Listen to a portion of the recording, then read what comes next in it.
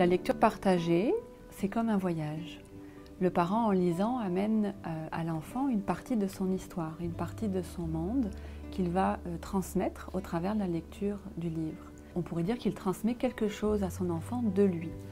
D'autre part, la lecture partagée est un moment privilégié, on pourrait dire atemporel, puisque le parent est entièrement consacré à cette activité. Il ne peut pas laisser aller ses pensées à d'autres préoccupations quotidiennes, ce qui permet véritablement une rencontre entre l'enfant, le parent et l'objet livre, qui est un peu comme un médiateur aussi de cette rencontre.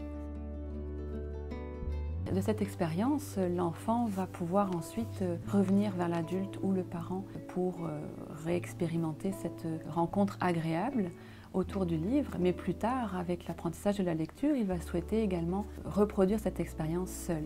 La lecture est un acte solitaire, mais qui, on pourrait dire, est peuplé d'inconnus familiers. À la Maison Buissonnière, nous avons également quelques livres qui sont proposés pour les enfants, mais également pour les parents. Ça permet aux parents d'avoir des livres qui peuvent répondre à certaines de leurs questions.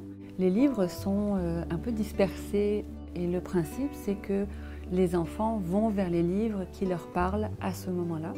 Les livres sont là et sont choisis par l'enfant s'il le souhaite, s'il le désire.